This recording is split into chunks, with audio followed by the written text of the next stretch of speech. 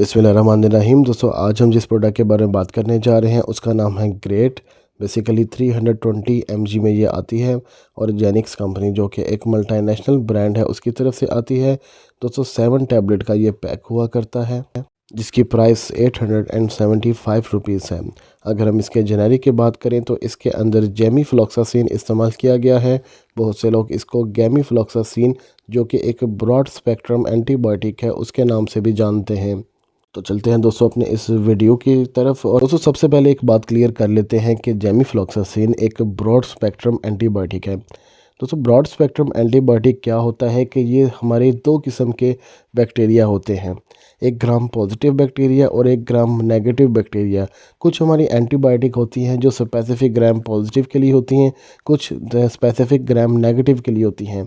लेकिन ऐसी एंटीबायोटिक जो कि ब्रॉड स्पेक्ट्रम होगी उसके अंदर वो खासियत होगी कि वो gram positive plus gram negative दोनों को किल कर सकती हैं।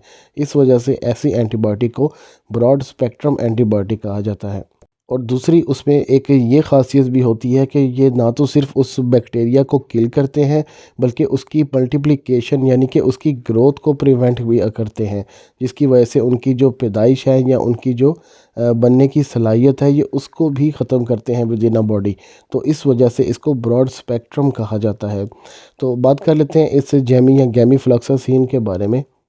दोस्तों, तो अगर हम ब्रॉड स्पेक्ट्रम की बात करें तो फिर हम इस एंटीबायोटिक में उन इन्फेक्शन के बारे में बात करेंगे जो कि हमारे मिड रेंज से मॉडरेट लेवल पर होती है, जो कि नॉमिनल लेवल पर यानी छोटी बोट लेवल पर होगी। हम उसको कंसीडर नहीं करेंगे, उसके लिए हम कुछ और एंटीबायोटिक इस्तेमाल करेंगे। लेकिन ऐसी कंडीशन या ऐसा इन्फेक्शन जो एक मिड रेंज से मॉडरेट लेवल पर सीवियर किस्म की तरफ जा रहा होगा उसके अंदर इसको रेफ़र किया जाता है। तो सबसे पहली कंडीशन है बैक्टीरियल इन्फेक्शन में नमूनिया की। जब वो नमूनिया बहुत ख़ासन बिगड़ जाता है उसके अंदर इसको रेफ़र किया जाता है। और दूसरी जो कंडीशन है वो उसे हम कहते हैं प्रोस्टैटिक। दोस्तों, एक ऐसी कंडीशन होती है जिसमें आपके जो पीनस और ब्लैडर के दरमियान में एक एनलार्ज ग्लैंड बन जाता है।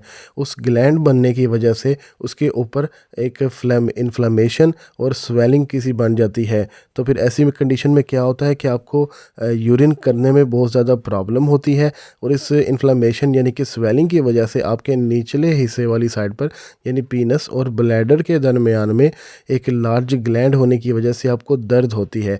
ऐसी कंडीशन में जिसको प्रोस्टेट कहते हैं उसके अंदर भी इस ग्रेड को रेफ़र किया जाता है। अगली जो कंडीशन जिसके अंदर इस ग्रेड टैबलेट को रेफ़र किया जाता है वो है पाइलोनेफ्राइटिस।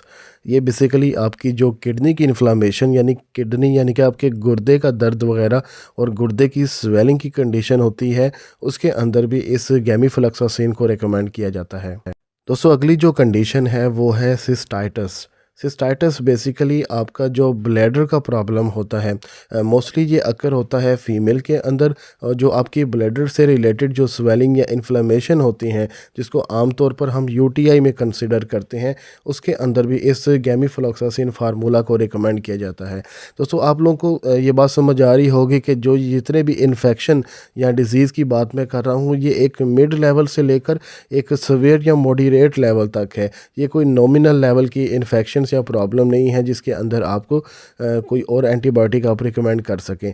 तो इस वजह से इस गैमीफ्लॉक्सासिन एक ब्रॉड स्पेक्ट्रम होने की वजह से, एक वाइड रेंज होने की वजह से इसका इस तरफ इस्तेमाल ज़्यादा किया जाता है। दोस्तों, अगली जो कंडीशन है वो है गोनोकोकल इन्फेक्शन।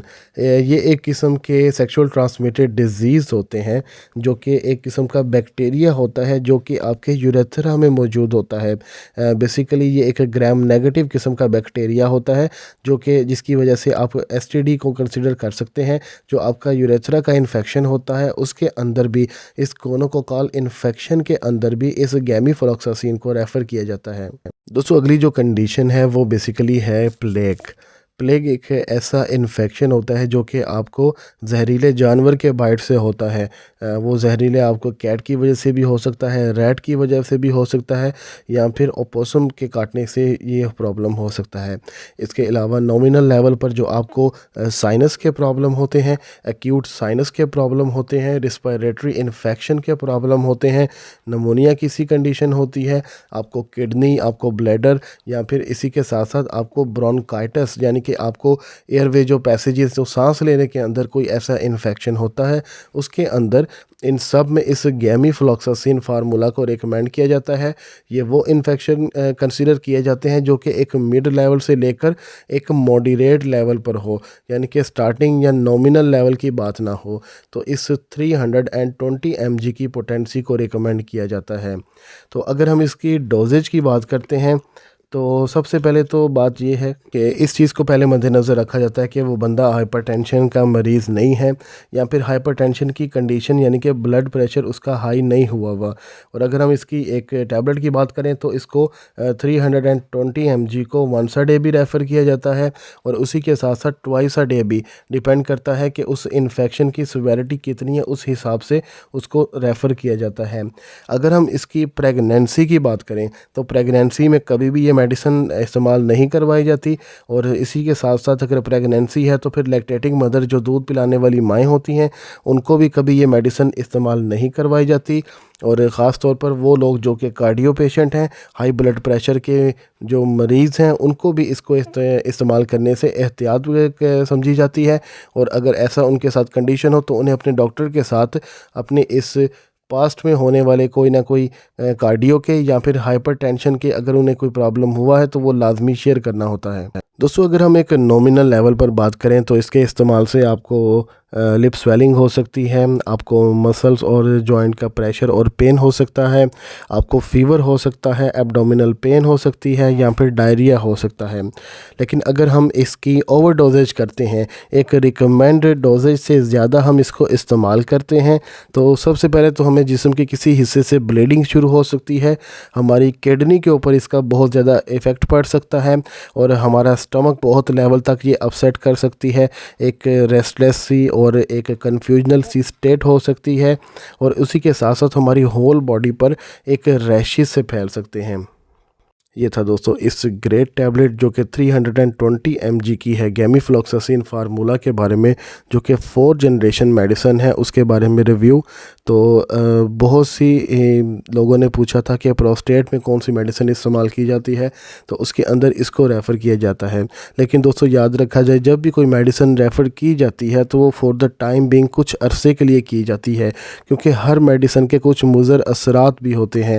لیکن جب وہ میڈیسن ریکمینڈ کی جاتی ہے تو صرف اس چیز کو یہ سامنے مد نظر رکھا جاتا ہے کہ اس وقت اس کو اس چیز کا فائدہ زیادہ ہے۔ تو ملیں گے آپ لوگوں کے ساتھ اگلی ویڈیو میں ایک نیو فارمولا، ایک نیو جنیرک، ایک نیو پروڈکٹ کے ساتھ۔ تب تک کے لیے اپنا خیال رکھیے گا۔ اللہ حافظ۔